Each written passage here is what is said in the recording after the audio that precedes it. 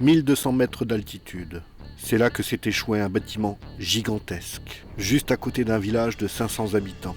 Il a fallu 75 ans de négociations pour que se dresse celui qu'on a appelé le Titanic des Pyrénées.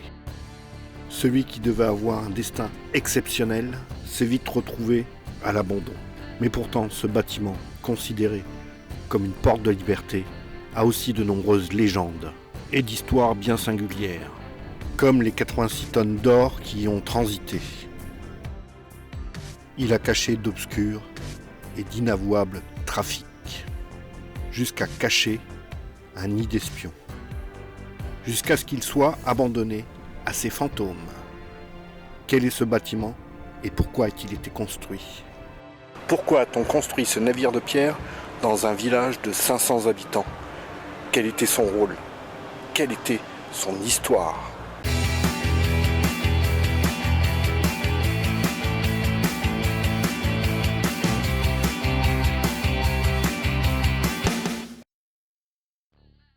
C'est un projet fou qui émerge en 1853. Un bâtiment qui permettrait de réconcilier deux peuples européens après les guerres napoléoniennes, la France et l'Espagne. L'Espagne imagine un bâtiment grandiose, véritable porte d'entrée sur son royaume, un chef-d'œuvre de style art déco de 241 mètres de long, avec 75 portes d'affilée et ses 365 fenêtres. Une fenêtre par jour de l'année. Celui qu'on a appelé le Titanic des Pyrénées a commencé son histoire en 1895. Mais les relations entre les Français et les Espagnols sont compliquées, si bien qu'on ne trouvera un accord qu'on signera en 1895 qui se concrétisa par un protocole diplomatique. Mais c'est toujours l'incertitude entre la France et l'Espagne. Mais la France reste indécise. Mais il faudra attendre 1904 pour voir un autre accord entre les deux pays pour faire renaître l'espoir de la construction de ce bâtiment. On va y poser sa première pierre en 1910. Après de multiples arrêts du chantier, comme la guerre de 14-18, certains le voient déjà comme un bâtiment maudit. Ce navire de pierre, aux dimensions monumentales, sera inauguré en 1928. Il faudra attendre le 18 juillet 1928 pour inaugurer en grande pompe ce navire de pierre, avec la présence d'Alphonse XIII, roi d'Espagne, et de Gaston Doumergue, président de la République française. Lors de son discours, Alphonse XIII, le roi d'Espagne, déclarera à cette occasion « Les Pyrénées n'existent plus ». C'est une gare internationale. C'est la gare internationale de Canfranc. Et c'est la deuxième gare la plus grande d'Europe, dans un village de 500 habitants. Et pourtant, entre la naissance du projet et son inauguration, 75 ans sont passés. Pourquoi avoir construit une gare aussi grande, à 1200 mètres d'altitude, dans un village de 500 habitants ? Et on peut se poser la question, pourquoi avoir mis une gare à 1200 mètres d'altitude en plein milieu de rien ? C'est simplement parce que l'espacement des rails entre l'Espagne et le reste de l'Europe est différente. Nous avons tous entendu dire, une fois ou l'autre, que ça a été conçu pour se protéger d'éventuelles invasions françaises. Mais ce n'est pas la bonne explication.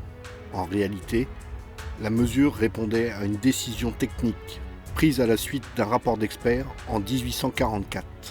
Les techniciens considèrent que le relief particulier espagnol, très accidenté et couvert de montagnes, exigeait des locomotives plus larges pour franchir sans problème les fortes pentes qu'elles seraient amenées à rencontrer dans la péninsule. On a donc choisi des voies plus larges que dans le reste de l'Europe. Mais les experts n'avaient pas prévu que ça allait créer de sérieux problèmes économiques et de communication de la péninsule. Encore aujourd'hui, toutes les voies espagnoles ont cette largeur, sauf celles du TGV qui ont été construites au standard européen.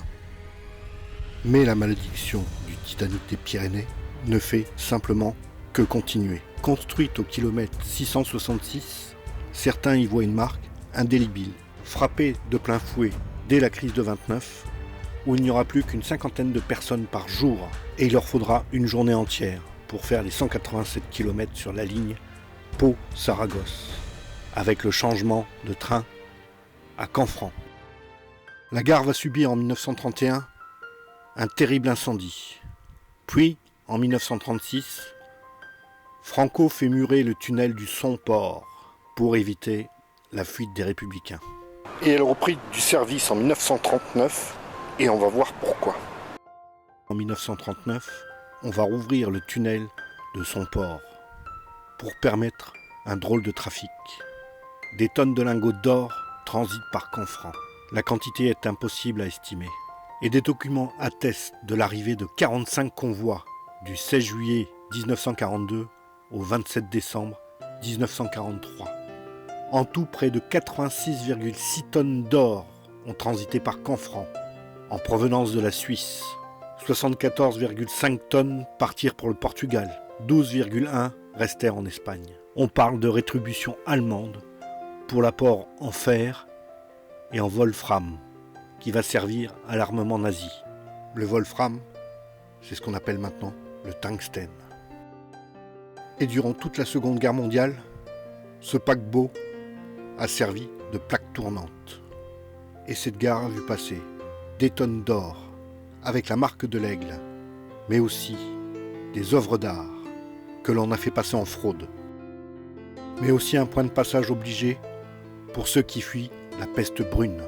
Ils seront des centaines de familles juives, d'aviateurs alliés, de résistants pourchassés, à passer par Canfranc pour gagner le monde libre.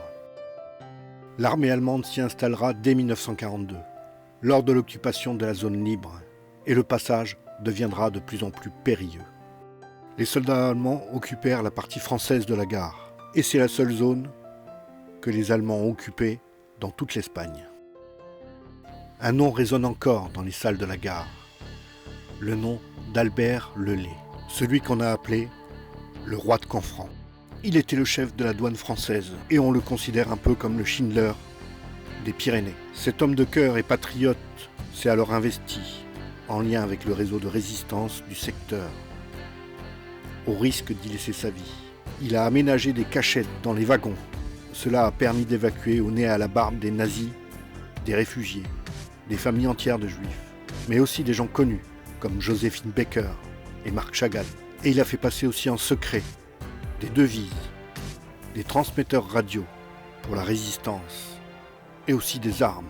Il sera découvert par la Gestapo et il prendra la fuite la veille de son arrestation.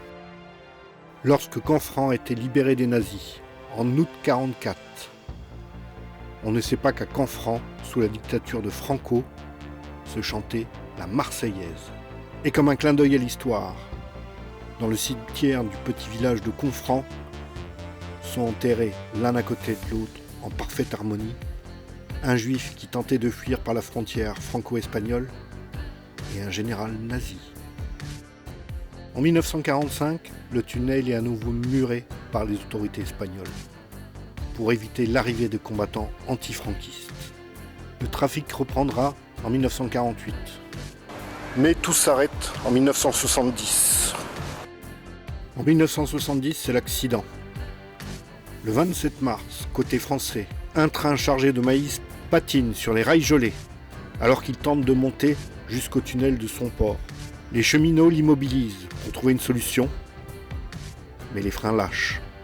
Il dévale les pentes en marche arrière avant de s'encastrer dans le pont de l'Estanguet et se précipiter dans le Gave. L'accident va permettre de stopper la ligne qui n'a jamais été vraiment rentable. Et l'accident sonnera la fin de la gare emblématique de la frontière franco-espagnole. Mais ce bijou maudit, perché et abandonné dans les Pyrénées, avec ses deux corps jumeaux, un côté français et l'autre espagnol, une infirmerie, une bibliothèque, un restaurant et un hôtel haut de gamme, pour ceux qui attendaient le changement de train. Après plus de 50 ans d'inactivité, la gare de Canfranc pourrait s'offrir une seconde vie, si le projet reste bien sur les rails, bien entendu, en espérant que la malédiction soit écartée. Désormais, elle est en rénovation, on ne pourra pas la visiter, mais il y avait quand même quelques pièces superbes à voir. Il faudra attendre la rénovation.